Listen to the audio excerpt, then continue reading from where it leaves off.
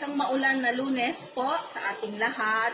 At today gusto ko lang minsan pa i-share ang ating menu sa araw na ito at swak siya sa panahon natin ngayong araw. Magluluto ako ng sinampalukang manok. So nakita ko lang sa palengke the other day nga mga mamis, yung mga sampalok na to, usually ang ginagamit natin ay dahon ng sampalok. Pero since nakita ko yung mga sampalok, so naisip ko kagad magluluto tayo ng sinampalukan manok ngayong araw. Nagpakulo na ako ng tubig.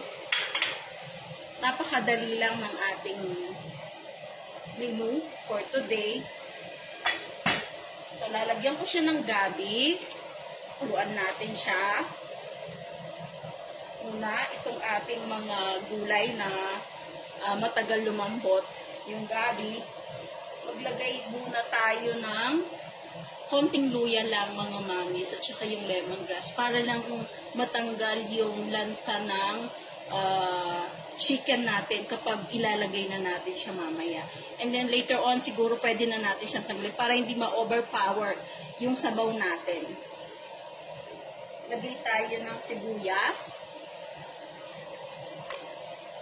Lagay na rin natin yung ating chicken nor cubes. Konting patis mga mamis.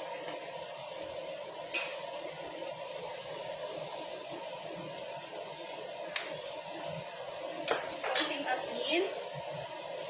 Pabayaan lang muna natin siyang kumulo. Balikan natin siya later on. Ilagay na natin yung ating chicken. Ito na po yung ating mga pinakuluan na sangkap kanina, yung gabi medyo malambot na, no?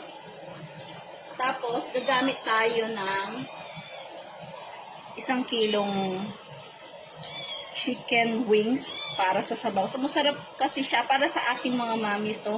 Mas may sarap na gamitin sa sabaw yung ating mga chicken wings. Pagdating naman sa gulay natin mga mamis, meron akong tirang mustasa. Last time na nagluto ako ng tinolang tahong, meron din dito na kangkong, imimix ko lang. Lalagyan ko din siya ng puso ng saging dahil gusto ko yung sabaw ng sinampalukan natin is maputi. Pakuluan lang natin yung ating chicken hanggang sa ito ay lumambot na.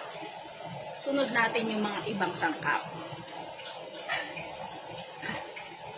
Mamis, ito na yung ating sinampalukan manok. Halos malambot na yung ating manok. Sunod natin ilagay, mamis, yung puso ng saging. Katulad ng sabi ko, mas prefer ko sa sinampalukan na puti yung sabaw. So, hindi siya nalalayo sa sinigang ng mga mamis, yung ating sinampalukan. Sunod natin, pabayaan lang muna natin pumuti yung sabaw ng ating sinampalukan. Hindi natin kasi pwedeng pagsabayin yung asim at mauna muna yung ating puso para yung sabaw natin is pumuti. Sunod na natin yung ating pinaka main ingredients na yung mga maliliit nating sampalok. Hindi ko na siya tatanggalin dito. Isasama na natin siya, no, dito sa ating pinapakuluan, and then later on doon na lang natin tanggalin kapag malambot na yung ating mga sampalok.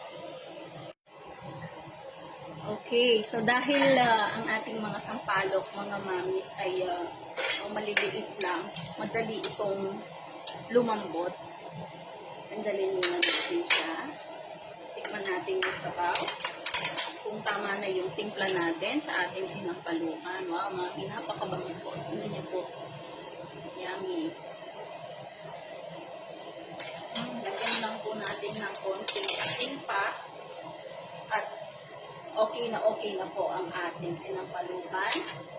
Ilagay na natin yung ating green na sili. Sabay na natin yung ating mustasa, tsaka kangkong. Ready to serve na later on yung ating sinampalukang manok. Mamis, eto na po ang ating sinampalukang manok. Tara na po at mananghalian na tayo. Marami pong salamat. God bless everyone.